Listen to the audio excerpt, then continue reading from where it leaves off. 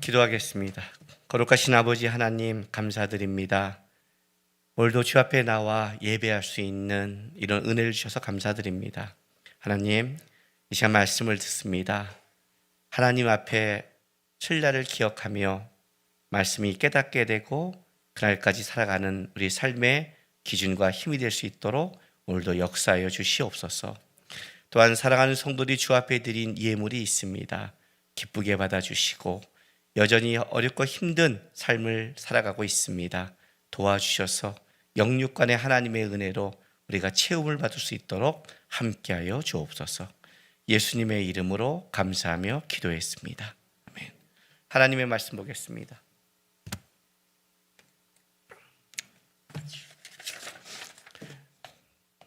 하나님의 말씀 요한복음 13장 36절에서 38절까지입니다. 제가 한 절, 여러분이 한 절, 마지막 절은 같이 읽겠습니다. 시몬 베드로가 이르되 주여 어디로 가시나이까? 예수께서 대답하시되 내가 가는 곳에 내가 지금은 따라올 수 없으나 후에는 따라오리라.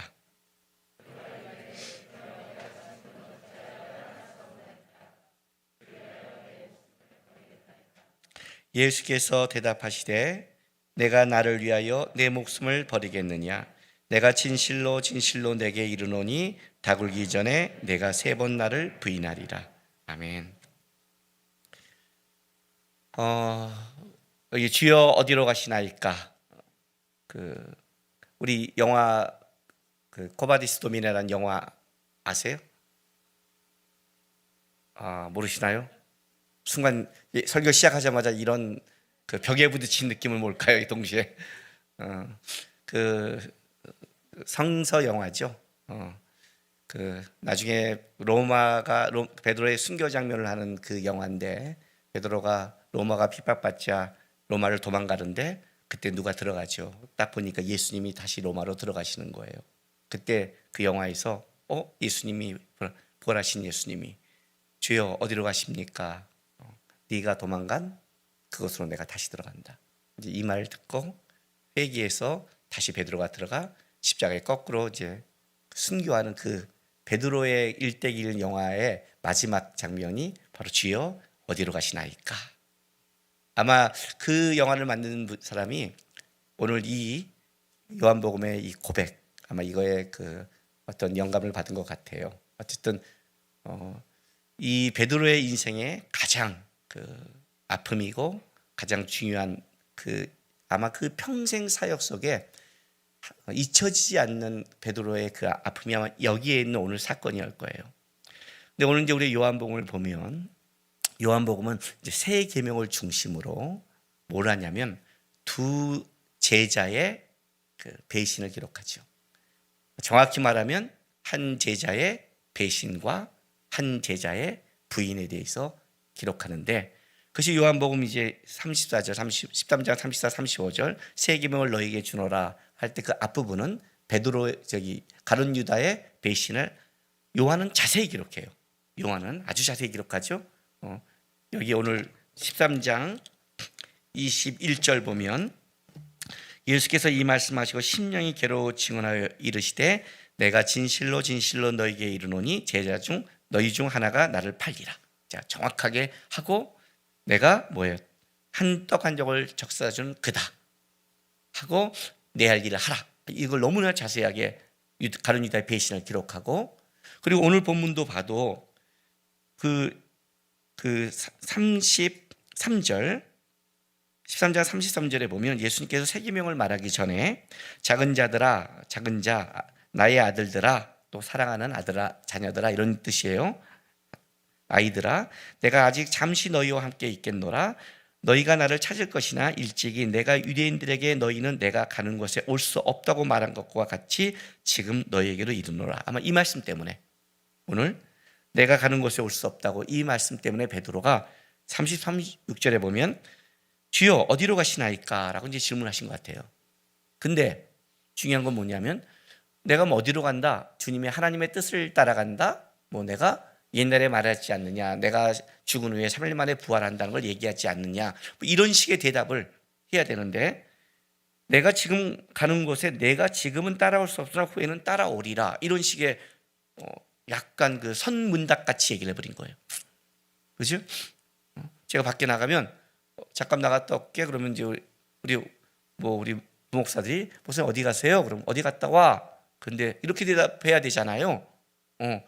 그래서 딱 쳐다보고 하냐면 내가 지금 가지만 너희는 갈 수 없어. 이렇게 가버리면 그건 그 사람이 묻는 질문의 내용은 아니잖아요.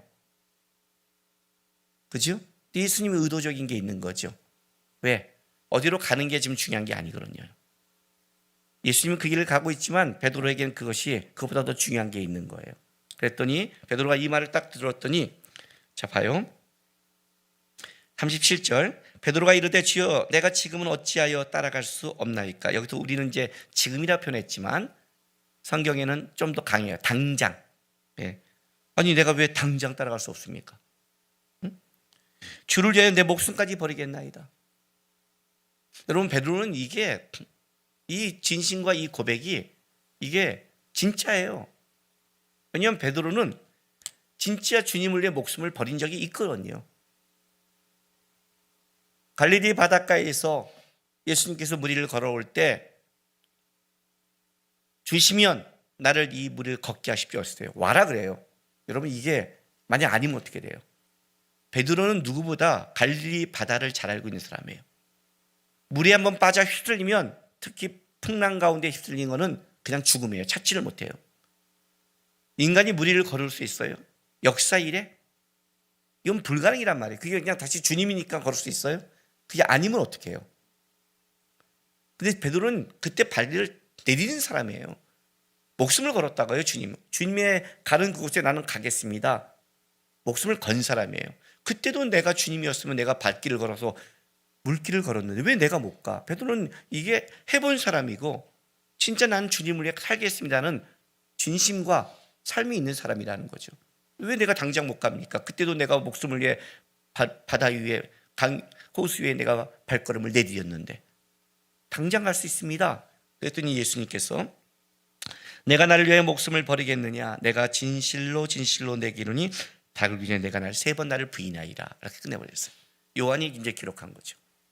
세 계명을 중심으로 앞뒤로 딱 한 제자의 배신과 한 제자의 부인을 강력하게 기록했어요. 그런데 요한복음의 마지막은 어떻게 끝났냐면 요한복음 21장의 끝에 가면 우리가 너무나 잘 아는 베드로를 어떻게 돼요? 20장부터 그 내용이 쭉 이어와요. 이 또 베드로의 회복을 요한은 기가 막히게 기록을 해요. 아주 잘. 아침에 고기 잡다가 주님이 오셔서 뛰어와서 그 골걸 갖고 와 고기를 굽잖아요. 거기에 있는 그 숯불이 어디의 숯불인 줄 아세요? 바로 대시장 뜰에 있는 그 숯불과 헬라어로 동일한 유일한 딱 2단어를 써서 베드로에게 바로 그걸 보이는 거예요. 그 불. 그러나 거기는 배신의 장소가 아닌 회복의 장소예요.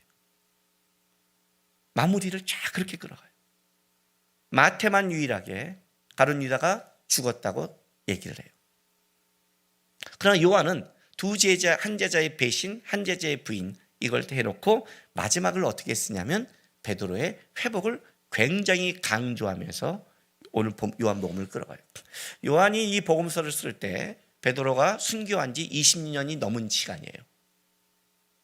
요한이 마지막 이 복음서를 썼을 때 아마 베드로가 그렇게 부인했었고 그가 그렇게 회복했었고 그가 예수 앞에 그렇게 순교했던 그 사건을 쓰면서 요한은 마지막에 뭐라고까지 쓰냐면 너 예수님이 요한복음 끝에 네가 나같이 죽을 거라는 그 말 뒤에 요한은 어떻게 됩니까 할 때 남의 신경 쓰지 말고 너가 길 가라는 그것까지 쭉 기록한 걸 보면 요한의 마지막 이 끝에 베드로의 회복이 얼마나 중요한 거지, 이 부인과 회복이 얼마나 중요한 것을 기록하고 있는 거예요. 자, 수혜자 베드로 그리고 회복된 베드로. 요한이 설명하고 싶은 게 뭘까요? 오늘 세계명을 중심으로 앞뒤에 심각한 일단 하나님 앞에 누구든지 그의 길을 쫓아갈 사람이 없다는 거예요. 다른 말로 할게요. 베드로가 쫓아가지 못하면 아무도 갈 수 없다는 거예요. 수학 문제를 냈는데 여기서 우리 반에서 수학 제일 잘하는 누구야? 만점 맞아요. 접니다. 풀어봐. 못 풉니다. 제일 공부 잘한 애가 못한다면 어떻게 되는 거예요? 다른 애는 건들지도 못한다는 뜻을 갖고 있어요. 적어도 예수를 향해서 바다 위에 발걸음을 내딛는 삶을 살아간 자가 부인한 정도인다면, 특별히 베드로는 그냥 부인한 게 아니잖아요. 진짜 그는 그 말 고백 그대로 끝까지, 제자들이 다 겟세마네 동산에서 예수님이 잡힐 때 도망갈 때 그는 도망가지 않고 끝까지 대시장 뜰 앞까지, 그러니까 인간으로 갈 최선에까지 쫓아간 자잖아요. 거기까지 갔음에도 못한다는 것은 못한다는 거예요. 진짜 끝까지 가본 사람이거든요. 해보지 않고 말로 하는 게 아니잖아요. 그렇다면 성경은 이렇게 말하는 거예요. 누구든지 이 길을 갈 수 있는 자가 없다는 거예요. 없다. 그런데 어떻게 이런 차이가 나오느냐? 가룟 유다와 베드로의 차이가 뭐냐?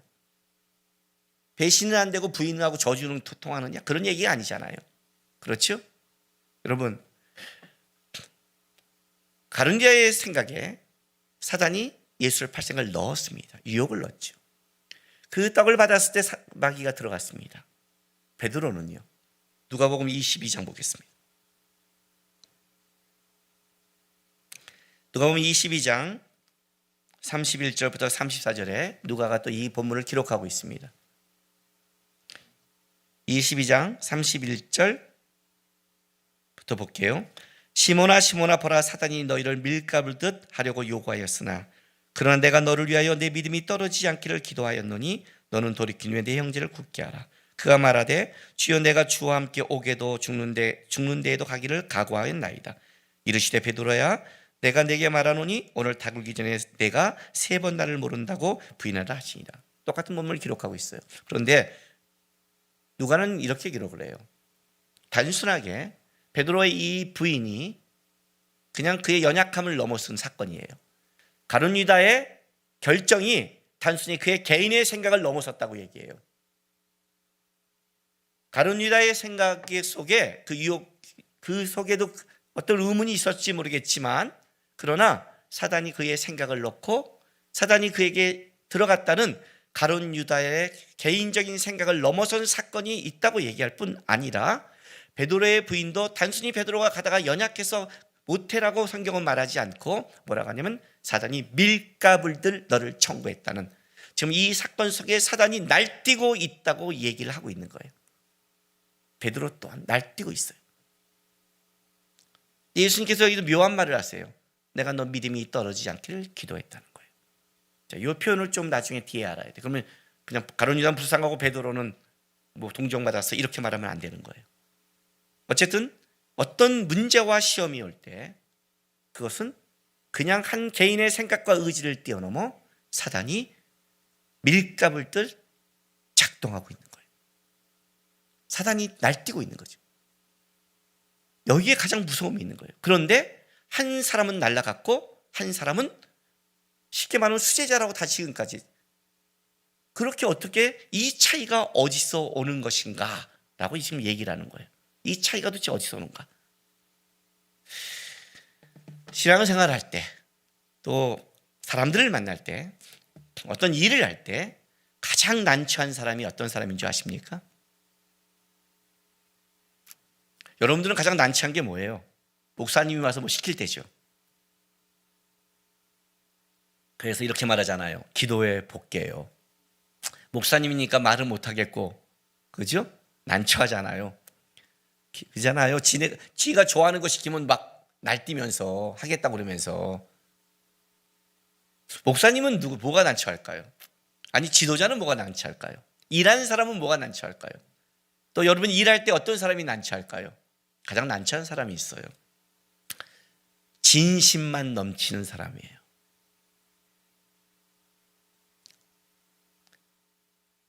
진심은 있는데 실력이 없는 사람이 가장 난처해요. 왜냐하면 그냥 진심으로 끝나는 사건이 아니니까. 거기는 책임이 따르고 문제가 따르는 거니까. 진심으로 모든 게 되면 뭐가 문제겠어요? 신학교 다닐 때 교수님들이 이렇게 말해요. 가장 무서운 애들이 누군지 알아? 공부가 칠 때 내가 제일 무서운 애들이 누구예요? 1학년이야. 이것들이 신학교 들어올 때 여러분 어떻게 들어오겠어요? 신학교 딱 힘올 때 기도할 거잖아요. 뜨겁게 하나님 내가 주인님 앞에 아골골짝 어디든지 가겠나이다. 그 다음에 이제 2학년 되면 좀 바뀐다고 그랬죠. 아골골짝 어디든지 생각해 보겠습니다. 슬슬 4학년 때는 아골골짝 어디는 제가 쟤를 보내십시오. 이렇게 바뀐다고요. 이게 왜 4학년이 점점 올라가면 이제 고민을 하는 거예요. 내가 신학하는 게 맞나, 내가 이 길에 갈 수 있나, 내가 그 하나. 1학년 때는 그게 안 보여요. 2학년 때는 뜨거워요. 뜨거우니까 뭐가 아니면 열정이 있어요. 그러니까 막 교수님한테 막 왜 안 됩니까 그러는데 이거는 무섭대요. 그 교수님이 그래요. 일단 걔네들이 갖고 있는 거를 다 자른대요. 자르면 뭐가 남는 줄 알아요? 자기는 이만큼을 갖고 들어왔는데 이쑤시개가 남는다는 거예요. 네가 갖고 있는 진짜 실력은. 그리고 어떻게 돼요? 이걸로 막 이쑤시개로 막 교수를 찌르려고 지랄한대요. 내가 이거밖에 안 된다고? 내 열정, 내 진심, 내가 주님 앞에 죽을 각오가 됐는데 왜 저를 그렇게 보세요? 막 되는데요. 그때는 안 된대요. 왜? 그 열정과 진심이 너무 뜨거워서. 놔둔대요. 2학년, 3학년, 4학년 올라가면서 점점 열정이 식는 게 아니라 진심으로 안 된다는 걸 보기 시작하는 거예요. 제가 결혼해서 신혼부부들이 제일 난처한 게 뭔지 아세요? 특히 이 아내들이 꼭 이런 말을 해요. 문제 있는 사람이 남편이 거짓말했대요. 무슨 거짓말? 결혼하면 이렇게 해준다고 그랬대요. 그 말을 믿었니 너? 그러면 거짓말이에요? 거짓말 아니야. 거짓말이잖아요. 아니야. 왜 아니요? 진심이야. 근데요, 실력이 안 돼. 하늘에 별을 따다준다고 그걸 믿고 결혼한 여자가 머리가 문제가 있는 거지. 자, 별을 따와. 그걸 말이라고 해요? 마음이 그렇다는 거지. 내가 제일 좀 싫어하는 말이죠. 말이 그렇다는 거지. 그잖아요. 그냥 내 마음이 너한테 그런 마음이야를 얘기한 거지. 그걸 또 믿어 여자가? 믿은 네가 바보지. 실력 없는 네가. 그 남편이 해줄 수 있는 진심과 실력을 구별해야 될 거 아니야. 그죠? 내가 손 안에 물 한 바구니 묻혀주지 않고 할게. 그걸 믿어? 재벌집 아들이라면 믿겠다. 그러나 대부분 말이 그렇다는 거예요. 결혼해서 또 그러죠. 그 당신이 설거지해. 손에 물 한 모금 묻히지 않는다 했잖아. 그러니 싸움이 나지. 진심과 실력을 모르는 거예요. 근데 뭐가 문제냐면 다른 사람을 분별할 때도 이게 어렵지만 문제는 우리가 이게 내 자신도 그렇다는 거예요. 내 진심이 실력인 줄 알아요. 내가 마음 먹으면 그게 된다고 생각을 해요. 그리고 그 얘기를 해주면 왜 내 진심을 받지 않냐요. 이 얘기를 하고 있는 거예요. 우리 이런 말이 있죠. 노력하는 것보다 즐기는 자를, 노력하는 자보다 즐기는 자를 이길 수 없다. 이 말 아세요? 들어봤죠? 진짜요? 진짜 그래요? 제가 얼마나 노래 즐기는 줄 아세요? 다음 주부터 내가 찬양 인도할까요? 소진영 빼고 은혜가 될 것 같아요? 우리 아들과 상담할 때 그 상담을 해줬어요. 어느 날 하준이가 아빠 내가 인생을 뭐 어떻게 살지 모르겠어. 고등학교를 졸업하고 CD를 사달래요. 이렇게. 왜? 그랬더니 내가 내가 뭘 먹고 살아갈 거를 가보려면 내가 해보고 나서 내가 달란트가 있는지 없는지를 결정해야 되잖아. 이렇게 말을 해요. 그래서 그렇지. 근데 하준아, 너는 음악은 아니다. 왜 해보지도 않고? 아빠가 인생을 살아봤더니 그렇더라. 자, 한번 점검하자. 너 말 잘하니 못하니? 어디 가도 말은 A뿔이래. 그렇지, 벌써 증명됐지. 글도 잘 좀. 그래 증명됐어. 그림은 그림도 잘 그린데. 아니, 그림은 좀 모자라. 왜? 너의 창작 생각하는 것, 창의력은 뛰어난데 아직 손에 그림은 표현돼야 되는데 아직 스킬을 넌 더 배워야 돼. 아빠 그림을 배워왔잖아. 계속 이거를. 제가 화실 가서 미대 가려고 그림 배울 때 처음 당황한 게 뭔지 아세요? 그림을 그리지 않아요. 스케치북에 똑같은 선을 치는데 일주일 동안 어깨가 빠진 줄 알았어요. 내가 이거 하러 왔나? 근데 이 선과 터치가 분명하지 않으면 안 나오거든요. 결국은 이것부터 가르치는 거예요. 넌 아직 터치가 부족해. 음악은 모르겠대. 모르겠다는 없는 거야. 왜? 천재는 어렸을 때 알아. 부모가 벌써 네가 거기에 아이고 너 기억 안 나? 네? 피아노를 8년 학원 보냈는데 체리를 못 치는 우리 아이. 그러면 작곡이 뛰어나죠. 그쪽으로? 아이 벌써 했지. 벌써 해 지금. 음악을 다 두각 나타났지. 왜 안 되는 줄 알아? 왜? 네가 아무리 잘해도 그 세계에 들어가면 잘하는 놈끼리 붙어. 축구 잘해봤자 못하는 애라 붙는 게 아니라 축구에 천재라는 애들끼리 붙어서 한 자리 차지하는 인생 싸움을 해. 운동이 그래서 힘든 거야. 말을 잘해? 신학교 가봐. 다 말 잘해. 잘하는 놈끼리 붙어. 노력해도 안 돼. 그래서 인생은 좋아하는 걸 하는 게 아니라 달란트를 주시는 걸 하는 거야. 하나님이 주신 달란트. 달란트가 있는 사람이 즐기면 진짜 최고죠. 그런데 아무리 즐겨도 아니 아이들 몰라요. 맨날 애들 요즘 애들 다 춤추고 가수하겠다고. 아니 요즘 애들 치고 잘하면서 한 번 가수 안 하겠다. 노래 음만 잡아도 가수한다고 그러잖아요. 조금 몸만 흔들어도 가수하겠다고 다 하잖아요. 가수 돼요? 안 된다고 그래요. 왜? 잘하는 놈끼리 붙잖아요. 가진 놈끼리 붙잖아요. 노력한다고 어떻게 돼요? 주시지 않았는데. 마음이 있다고 어떻게 됐냐고요? 즐긴다고 어떻게 됐냐고요? 진심으로 어떻게 통하냐고요? 베드로가 좀 착각한 게 내가 하나님 주님을 향한 진심이 있습니다 라고 말을 해요. 네 진심이 아니야. 무슨 말인지 아세요? 진심은 진리가 아니에요. 신앙의 근거는 진심이어서는 안 돼요. 신앙의 근거는 진심이 아니라 진리여야 돼요. 진리가 뭐예요? 예수라는 거예요.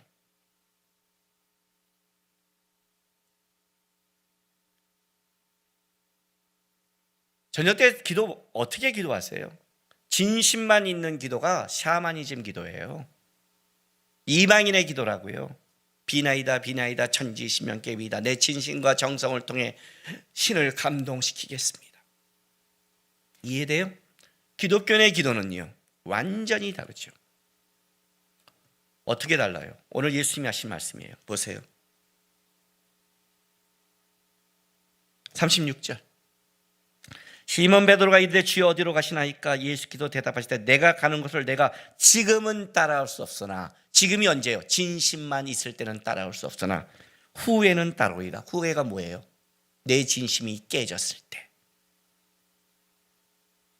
내 진심으로 안 된다는 걸 알았을 때, 나는 가능성이 없는 존재라는 걸 철저히 깨달은 그 후에 내 고백과 내 열정으로는 어떤 것도 안 된다는 것을 철저히 깨달은 그 후에 그때만 가능하리라.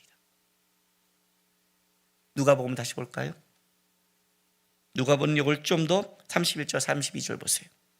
시몬아 시몬아 보라 사단이 너희를 밀가부를 하려고 요구하였으나 그러나 내가 너를 위하여 내 믿음이 떨어지지 않기를 기도하였노니. 누가? 근거가 누구예요? 예수예요. 내가 너를 붙잡고 있었어요. 그러니 어떻게 해요? 너는 돌이킨 후에 내 형제를 굳게 하라. 돌이킨 후에 형제를 굳게 하라.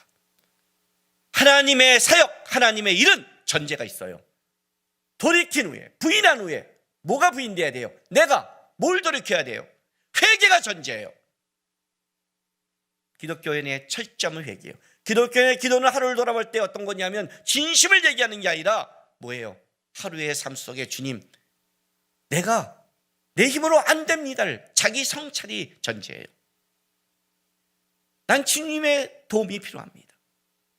주의 은혜 아니면 오늘도 저는 사탄에게 밀가불도 튈 수 있는 놈입니다. 오늘 내가 잘해서 산 게 아닙니다. 은혜로 살았습니다. 은혜로 살았다는 것은 내가 아니라 주의 도움 속에 살았다는 고백 아니에요. 그 고백을 하는 거예요. 모든 신앙인들이 다 똑같아요. 세례요한이 사역을 시작할 때 처음 외친 게 뭐예요? 회개하라 독사의 자식들아예요. 그걸 놓치면 안 돼요. 제가 첫 번째 책을 사랑한다 독사의 자식들, 이거 세대예요. 그게 어떻게 센 거예요? 세례요한이 시작이 그거였고 예수님도 시작이 그거였는데, 회개하라, 돌이켜라, 부인해라, 깨져라. 그러지 않고는 너는 독사의 자식이다. 가룟 유다와 베드로의 차이 아니에요. 신념으로 간 자, 진심으로 간 자 다 안 된다. 그러나 돌이키지 않고 자기 신념으로 간 자는 그걸로 끝나버렸다. 그러나 그 진심이 깨진 후에 돌이킨 자의 인생은 회복과 다름이 있다. 그 다음부터 베드로는 자기 진심, 자기 열정, 자기가 바라보는 걸 보고 붙잡고 살아갔을까요? 그건 기독교인의 삶이 아니에요, 여러분. 기독교의 삶은 끊임없이 돌이키는 삶이에요. 예수 앞에서 돌이키는 거예요. 회개예요. 죄란 유혹 플러스 의지의 결과라고 했어요. 그죠? 하와한테 유혹을 줬지만 내가 의지가 그걸 가지 않으면 어떻게 돼요? 죄가 아닌 거고, 의지가 가면 죄인 거죠. 결국 의지라는 행동이 중요한 거죠. 왜 회개에 합당한 열매를 맺은 줄 아세요? 합당한 열매예요. 여러분의 마음이 중요하지 않다고요.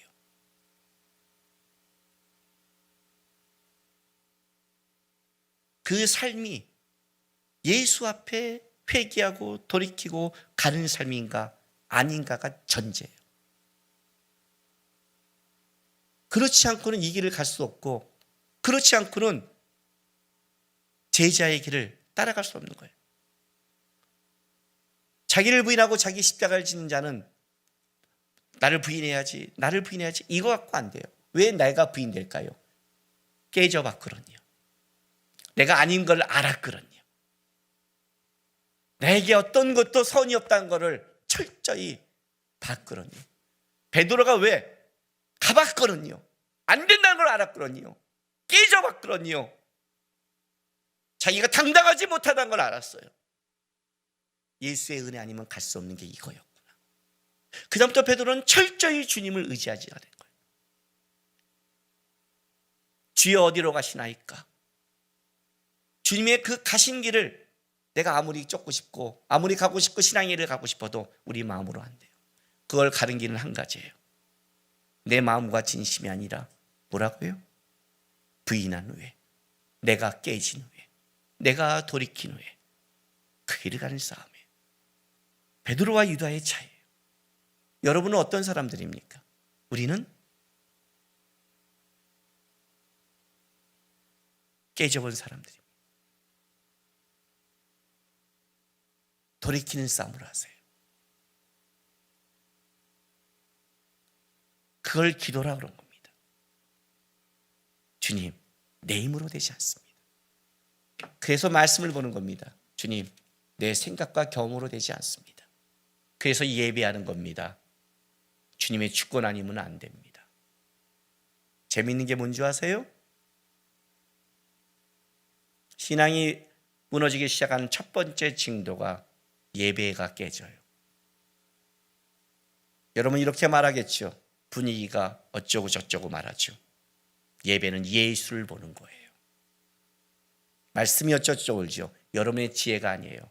하나님의 성령의 역사예요. 하나님이 은혜를 줘야 주는 거예요. 하나님이 찬송을 시켜야 하는 거예요. 내가 이 은혜를 받았고 내가 하나님 앞에 사랑을 받았다면, 그렇다면 우리는 뭘 해야 되냐면 그분 앞에 날마다 돌이키는 싸움을 하는 것, 나를 깨지는 싸움을 하는 것, 그 싸움을 해야 되는 거예요. 베드로와 가룟 유다의 차이예요. 요한은 이걸 기록한 거에 똑같이 그 마지막에 깨져본 자는 예수로 말미암아 회복이 되더라. 이렇게 물어요. 너가 이 사람보다 날 더 사랑하느냐? 그러하옵니다. 주님이 또 물어요. 또 물어요. 베드로가 마지막에 뭐라고 말하는지 아세요? 주께서 아시나이다. 그렇습니다 라고 하는 게 아니라 주께서, 주님, 내가 주님을 사랑하는 그 마음만은 아시지 않습니까? 주를 향한 이 고백, 주를 붙잡는 이 돌이킴, 거기서 베드로의 회복과 하나님의 은혜와 역사가 드러나는 거예요. 날마다 주님 앞에서 돌이키고 주님만 바라보는 진심을 넘어서서 회개의 열매를 맺어가는 여러분 되시기를 부탁드립니다. 기도합시다.